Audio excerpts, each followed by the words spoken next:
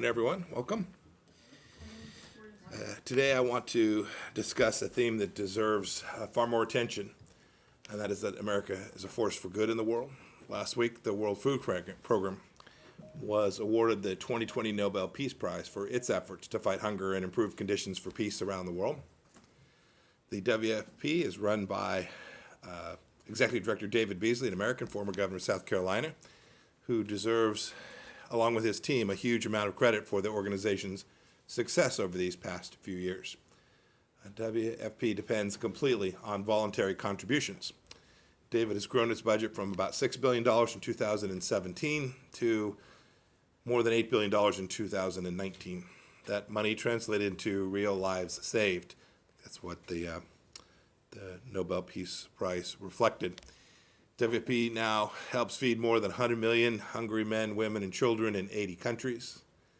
In the United States has supplied 43% of the WFP's budget, by far the greatest contribution from any nation in the world, and more than 700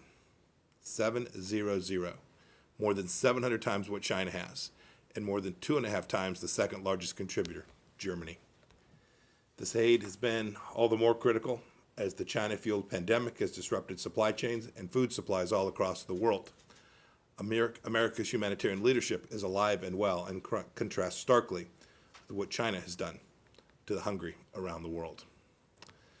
The team here at State is also working hard to resolve conflicts in Europe. As the co-chair of the OSCE Minsk Group, the United States remains committed to helping Azerbaijan and Armenia achieve a peaceful and sustainable settlement to their conflict. We call on both countries to implement their agreed-upon commitments to a ceasefire and stop targeting civilian areas.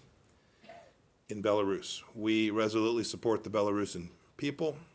We'll continue to demand accountability from Belarus's leaders for the suppression of democracy, as we did when we levied sanctions on those responsible in conjunction with our democratic allies in Europe and Canada. We also reiterate our demand for the immediate release of U.S. citizen Vitaly Sklerov. Finally, we again call on Russia to cooperate fully with the international community's investigation into the chemical nerve agent attack against Alex Navalny. Today, I'm also pleased to announce that Assistant Secretary Robert Destro, over here, good to see you, that Assistant Secretary Robert Destro of the Bureau of Democracy, Human Rights, and Labor will also serve simultaneously as the U.S. Special Coordinator for Tibetan issues. He will focus on advancing dialogue between the communist-run government in Beijing and the Dalai Lama, protecting the distinct religious, cultural, and linguistic identity of Tibetans, improving respect for their human rights, and much, much more.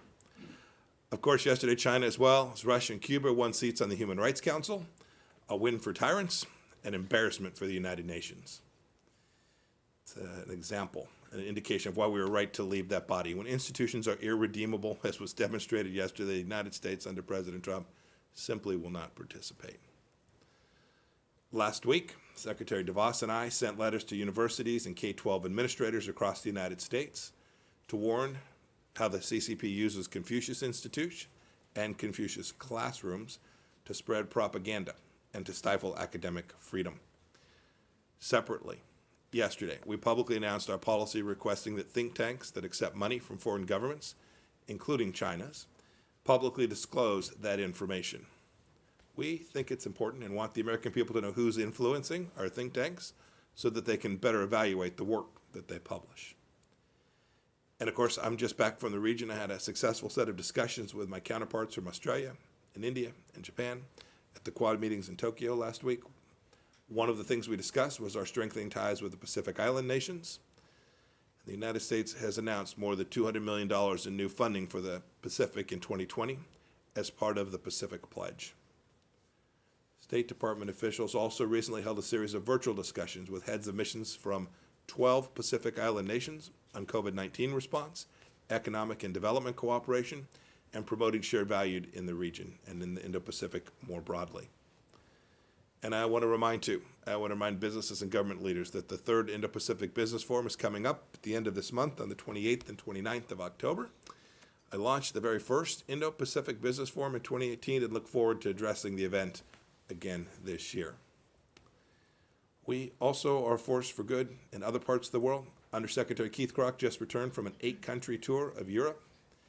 Look, it's clear that the 5G tide has turned. I remember skepticism from some of you. You all need to go back and look at what you wrote.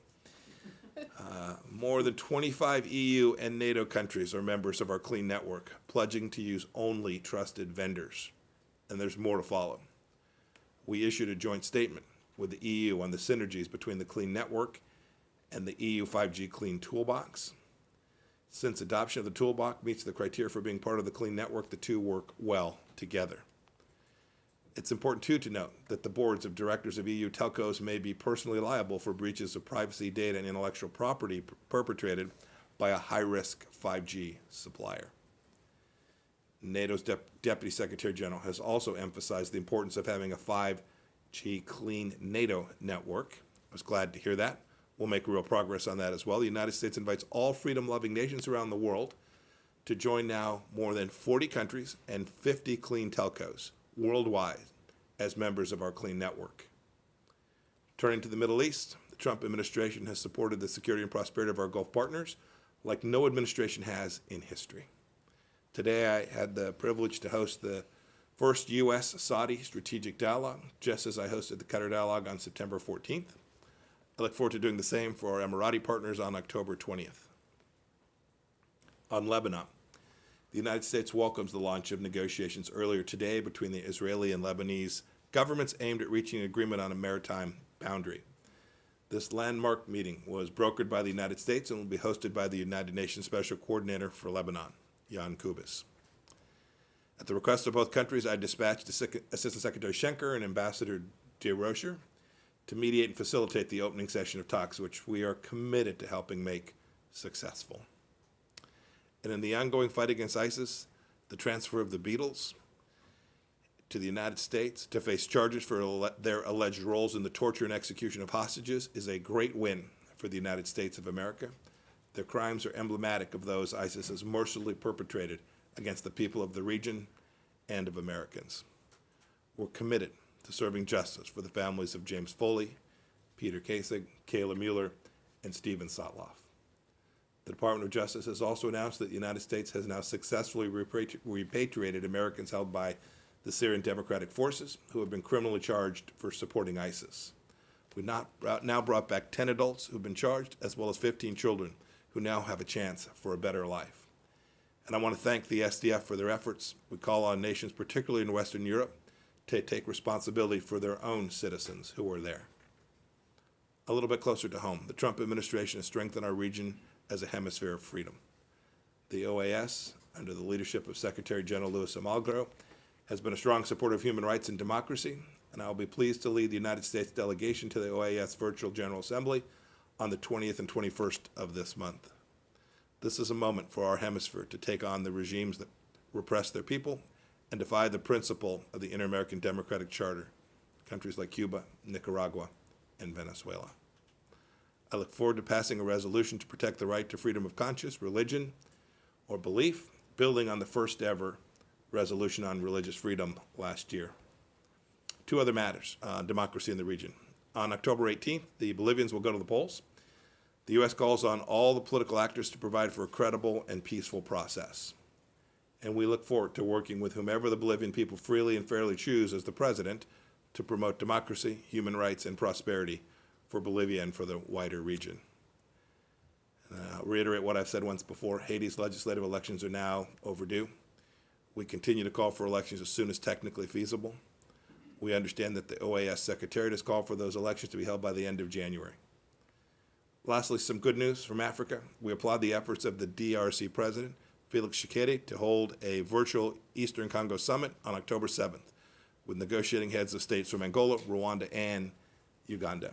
This meeting demonstrates that a high-level commitment to lasting peace, stability, and economic opportunity for this historically restive Eastern DRC region can take place. Thank you. I'm happy to take a few questions. Myra, go ahead. Hello, Mr. Secretary. Hi. I wanted to ask you about Iraq. Khatib Hezbollah militia in Baghdad recently declared a ceasefire and promised not to attack U.S. Embassy. Do you believe this represents a progress in securing the embassy, or are you still considering pulling out U.S. diplomats? And if I may, you said last week that State Department is going to release more of Hillary Clinton's classified emails. How many more does the State Department have that have not been previously released? Why is this necessary at the moment? How is this not a violation of the Hatch Act, given State Department resources will be used? And who is going to be doing this task? Thank you. Well, releasing emails for the sake of transparency can't possibly be a violation of the Hatch Act. It's a ridiculous question.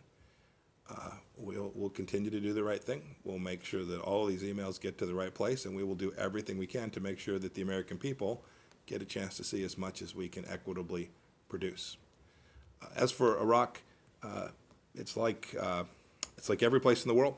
I have a responsibility to do everything I can to make sure that the diplomats and others who serve under Chief of Mission Authority around the world are operating in a safe and secure environment. We are happy that the Iraqis are doing more to provide increased security for our team on the ground there.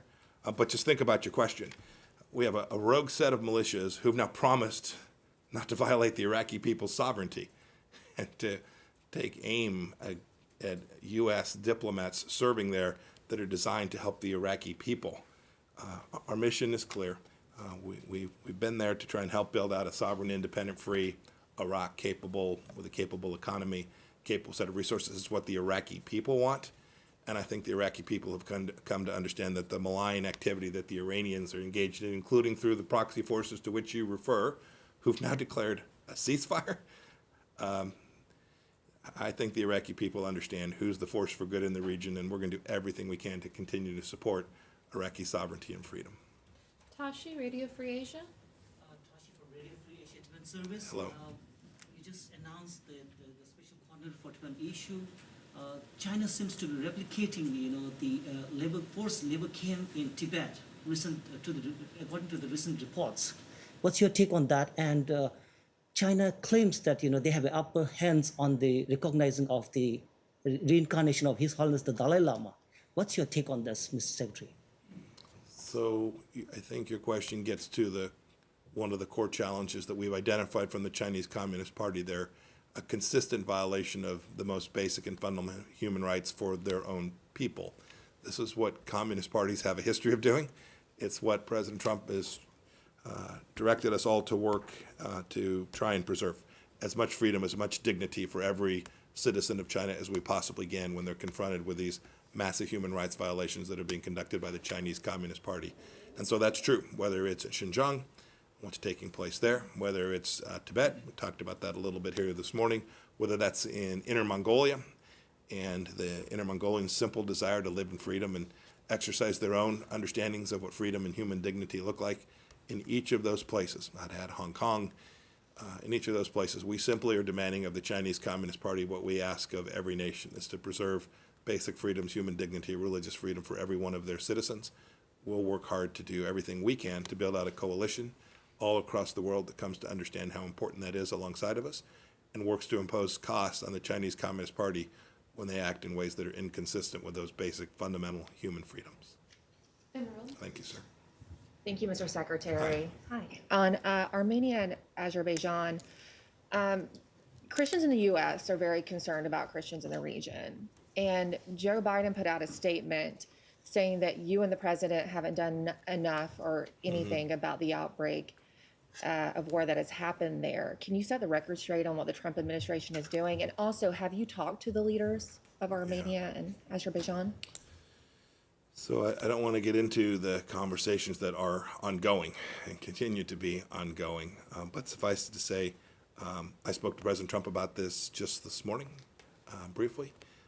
We are watching what's taking place there. We've joined our European partners and frankly many countries around the world to ask that there be a ceasefire as the beginning of a solution to the conflict. We've watched the reporting of civilian deaths. We've watched Turkey begin to reinforce Azerbaijan. We've asked every international player to stay out of the region, not to continue to reinforce trouble. And we're working to deliver that. We're using our diplomatic toolkit to try and achieve an outcome that gets a stand down, a ceasefire, and an outcome that is a solution based on international law. It's pretty straightforward. We are focused on it. We're paying a great deal of attention to it, and we've frankly done some work that I think increases the likelihood that the objectives that I just identified for you actually take place. One more question, please. There's a story breaking today with emails from Hunter Biden suggesting that he sold influence connections to his father, and there are questions about how much of that was filtered through the State Department. Is there going to be an investigation into that? So I've seen the reporting. If I understood the nature of those emails, they weren't connected to the State Department. Okay, sorry. Go ahead. No, this guy. Rich, go ahead. Mr. Secretary, regarding Ambassador Billingsley's statement yesterday on New Start that there was an agreement in principle, can you explain a bit about what that agreement is? And afterwards, the Russian government had come and said that there's not an agreement for an extension or a freeze. So what is this agreement in principle, and where are the U.S. and Russia on that? I don't have anything to add to that other than I spoke to the president about this issue this morning as well. He's focused on this too. We would welcome the opportunity to complete an agreement based on the understandings that were achieved over the last couple weeks about what the range of possibilities look like for an extension of New Start and an outcome that benefits the entire world.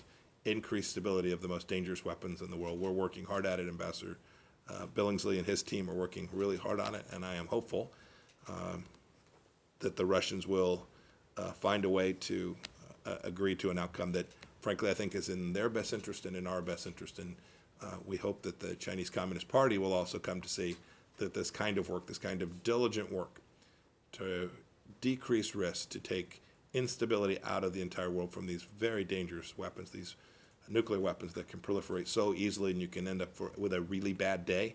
I hope that the Chinese Communist Party will come to see that this is how mature nations deal with these issues and will come to join us in this conversation as well. The CCP hasn't been involved thus far? They have refused to join the conversation between us and the Russians to date. Rosen?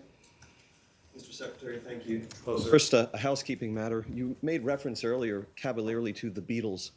And as someone who named his children after the Beatles, I just wish that henceforth we would just say the so-called Beatles or something that doesn't really darken an amazing legacy by association. Yes, sir. I have many of the albums as well. So, I want to follow up on the line of questioning about the Clinton emails, if I may. And I'd like to take a few questions. You can, but I don't have anything that I'm going to add here this morning. But I will, if you want to use your question for that, that's certainly fine. I mean, I want to give you an opportunity to ask something I'm going to give you an answer for, and that's very unlikely. But you're welcome to. I never tell anybody what to say or not to say. So the doctrine of preemption. Well, I'll ask the questions, and if you feel you have nothing to say, then that'll be great. What we Absolutely. accomplish here. Have you read any of the emails? Are you familiar with their content? If you look at the chronology of public statements surrounding this development, it would appear that this action was taken by you in response to public pleas from the president. You've been Secretary of State for 2.5 years or so. You've had ample time to meet the imperatives of transparency, and doing so within 3 weeks of an election obviously will strike even fair-minded observers as political in nature. Okay, and that's lastly, 3, so we're good. can you commit that you have not conducted any official Now business we're on over 4. personal email? Thank you. I'm sorry. What was the final one? Can you commit that you have not Yeah. transacted any official business I over got it. personal email? Here's what I'll say about this. I actually have been involved in these emails for a long time. You'll recall I previously served as a member of Congress, where Secretary Clinton's use of personal server containing classified information became a very important issue. I think that's really important for the American people to continue to understand. This isn't that there was a stray comment on her personal server. This was a system designed to evade State Department rules and regulations on which, and that server ended up containing highly classified information. That's important. Second, with respect to our transparency, it's an ongoing process. We've had people out for COVID. We've got lots of challenges in production of documents. Today, you can go to the State Department's website and see 35,000 plus emails that came from Secretary Clinton's server that were provided in response to various inquiries. We've provided documents to Capitol Hill all throughout my time in 2.5 years, and we're going to continue to do the work as we identify material We look at it and review it. We'll make sure we make the right decisions for the American people in transparency. It's what we've done for my 2.5 years as Secretary of State. It's what we'll do every single day until I'm no longer Secretary of State. Have you read any of them yourself? Nadia, go ahead. Thank you. Good morning, Mrs. The Saudi foreign minister said that the Houthis has launched more than 300 rockets against Saudi Arabia. They refused to come to the negotiation table. And everybody talks about ending the war in Yemen and ending the humanitarian suffering of the Yemeni people. What can you do to help the Saudis to end the war in Yemen? So we've been working on this. I've been personally working on this for almost 4 years. First as CI director, where we were working to make sure that everyone understood what the fact set was on the ground, so the intelligence component of this, and now as Secretary of State executing the diplomatic component of this. The foreign minister identified correctly that there continue to be attacks that emanate from Yemen, conducted by the Houthis, supported and underwritten by the Iranians, by the regime, the Islamic Republic of Iran, that threaten Saudi interests and that put at risk Saudi people, Saudi lives, Saudi businesses, ordinary civilians inside of Saudi Arabia. So we are doing everything we can to make sure that the Islamic Republic of Iran has fewer resources with which to underwrite the Houthis. I think the Iranians have now said tens of billions of dollars that we have denied them through our maximum pressure campaign. Some of that money would have gone for bigger missiles, better missiles, more capacity to inflict pain on the Kingdom of Saudi Arabia. Our pressure campaign in Iran has been enormously successful at denying them the resources for terror, denying the regime the capacity to conduct these attacks. And then we're doing everything we can to provide our diplomatic support as the Kingdom of Saudi Arabia works to try and come to a better solution inside of Yemen.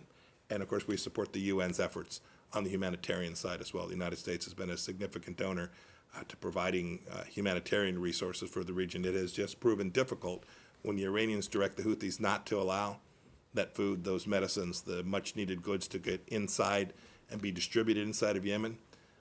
That's horrific. And it's what the Iranians have chosen to do, and the Houthis have followed that guidance.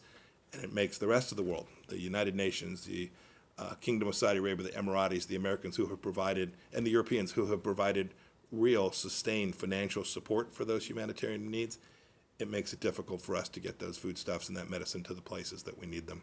We'll keep working at it. Thank you. Take one more. Sean. Thanks, Mr. Secretary. Yes, sir. Can I ask about North Korea? Over the weekend, Kim Jong-un had a military parade in which what analysts say was displayed was an ICBM with independent reentry vehicles. How concerned are you about this ICBM? How much of a threat do you think Americans should feel from it? And are you still confident that the diplomacy launched by you and by President Trump with North Korea has been successful in reducing the threat? Thanks. Yes. So your question was, am I confident that our diplomacy has proven successful? Yes, absolutely. We saw the elements that were paraded out as well. It's important to know that when a nation builds out its missile program, the most important thing they do to make sure that it's actually functional is to test those missiles. You should know that the Chinese Communist Party conducted more missile tests last year than the rest of the world combined. The North Koreans, however, last year did exactly 0 International Continental Ballistic Missile tests last year. And that held true for the year before that as well. So the agreement, the understandings, albeit not achieving our ultimate objective in North Korea, has certainly led to reduced risk from the United States vis where we would have been had we continued on the path that the previous administration had engaged in. Thank you all. Everybody have a good day.